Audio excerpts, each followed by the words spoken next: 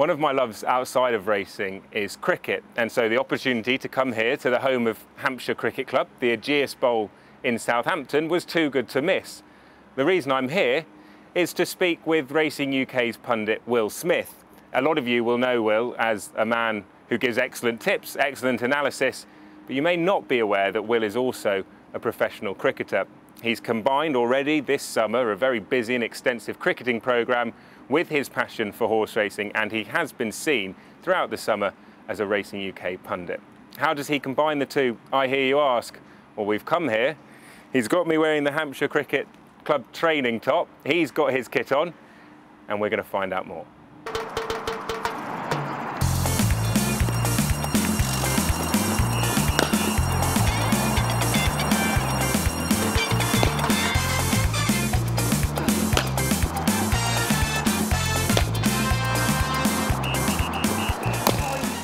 Well, we've had an amazing morning here at the Ageas Bowl, your home ground, and we've seen you out and about with your teammates training. We saw you on Racing UK recently as a pundit, and you're also a father of two as well.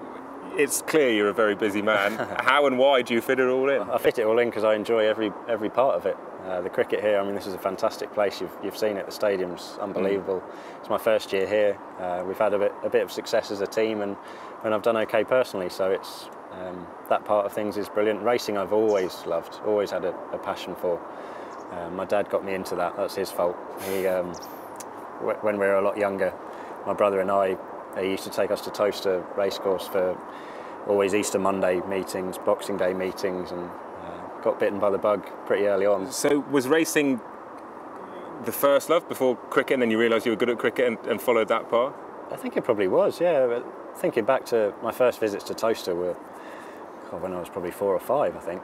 And I remember certainly the gambling side of things, it sort of caught my attention then, which is probably a bit naughty to say as a child, but there was a horse that had come over from Ireland on the Saturday. It ran down the field in a 2-mile maiden hurdle or something, but powered on up the hill into sort of 6th or 7th. No one had seen it, because obviously everyone's looking at the winner and all the punters had gone collecting, and my dad saw this horse power up the hill. I think it was called Roman Coin. And it came and won again, or came out on the Monday, and my dad backed it at 33 to 1 or something silly. It wasn't backed, you'd think it would have been, given that Connections might have planned it. Similar kind of race, and it just was ridden a bit more prominently, and it stormed up the hill and won, and my dad was over the moon, and I think that's how I... There's always that first horse, isn't there, at whatever level, but everyone remembers that first horse. Yeah, I mean that was, it was just the whole sights and sounds of a racecourse and the smells and everything about it, the atmosphere there, and when you go to Cheltenham and Royal Ascot and the big meetings, it's just a phenomenal place. I mean, any live sport is great, but for me, that is, it just gets me. Yeah. So when you go into the dressing room and you think you found one, and you see it's raining, you go, yes, I've got all day in front of the racing. Are you able to watch it in the dressing room? Yeah. Well, I have obviously Racing UK anywhere. Give that a good plug now. Yeah.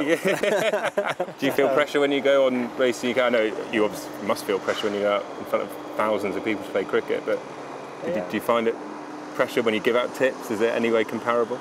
Not really. No. I mean, it's because as I say, I love doing it. I think if I was younger, I probably would, because the same with the cricket. If I was younger, or when I was younger, and playing in front of big crowds, I did feel the pressure then, because you do. As a youngster, you're playing in front of 20,000 people, and they're watching you mess up, and you're worried about that. But I've become a bit more mellow, I think, as I've grown up and realised I'm doing something, or doing two things that I absolutely love: cricket and being involved in racing as well. I'm incredibly lucky, and why should you worry? Why should you feel pressure if you're incredibly lucky? So, as a bit of fun, we've come down to the nets, and Will's brought a friend along who just happens to be an international cricketer, Imran Tahir. He's going to bowl a few of me. Imran, good to see you. What's going to happen here? Will you just explain, because this man has been known to get a few pretty good batsmen out at this time. He's now going to try and get me out. Yeah, he's probably one of the world's best spinners, one of the world's best leg spinners. Good to know. Taking a huge amount of international wickets, so we thought we'd let Oli loose against him and see how he goes. Good luck. Right, set. Catch it, Amy! Right, short leg, unfortunately. One of those nice and loopy ones in me.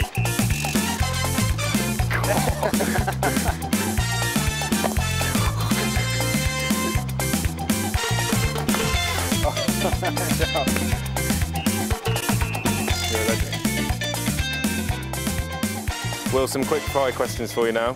A trainer you rate that you always look out for? David O'Mara clearly is going from strength to strength. He's been phenomenal. He seems to get the best out of every single horse that he has in his care, whether it be a high-class young 2-year-old or a horse that he's, 60 rated handicapper that he's inherited from elsewhere. He seems to be able to get them just right, get them sweet. Jockey you rate? On the flat, obviously, Ryan Moore is just unbelievable, isn't he? He seems to have a clock in his head, and he just knows what pace to go on what particular horse at which stage of the race, just to make sure that his head is in front of the line. He's unbelievable. Favourite horse? It'd probably have to be Desert Orchid, I think. Favourite race? Probably the Gold Cup, where he powered on through the mud to nab Yahoo in the closing stages. Cricket questions now. Who's your cricketing idol? Probably one that not a lot of people will know, but Graham Fowler is someone he played Test cricket for England. He was my coach at university, and he was probably the guy who made me grow up most in terms of cricket and also sort of life around cricket. And he played the game in the sort of right way as well. He enjoyed it, and it was a sort of nuggety opening batsman, which is something that I'd probably relate to. So yeah, it'd be him. How would you describe yourself as a cricketer? Nuggety opening batsman. No, I always was that, but I've managed to branch out and become a bit more versatile as I've got older. This year, the bowling in 2020 has been brilliant. So I think I'd just like to be known as talented all-rounder. Yeah, talented but versatile. Jack of all trades, master of none, probably. What's been your best day as a cricketer? Well, certainly winning the championship as a captain with Durham was pretty special. There's not many people who can say they've done that. And your best day in racing?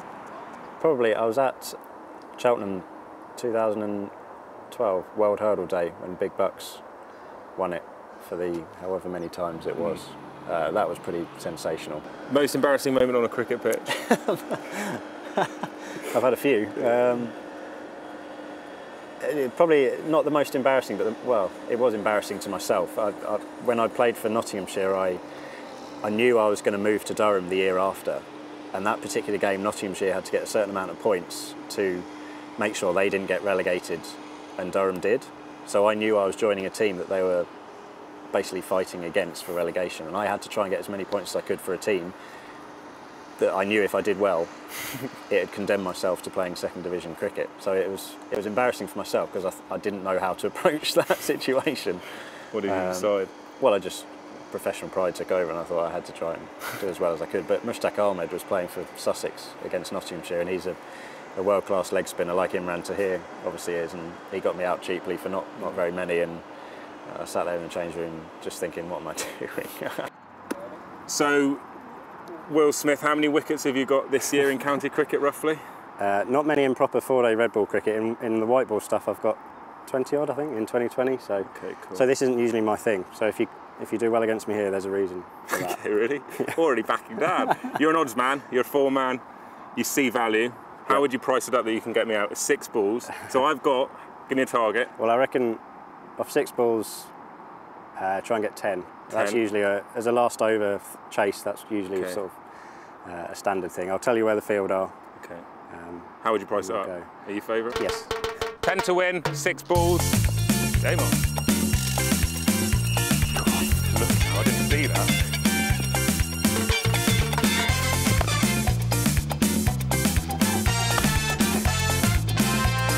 That's a 4. All day long, that's a 4. He's fired up. 4 leg wide. So I need 3 off 1. You need 3 off 1, 2 to tie.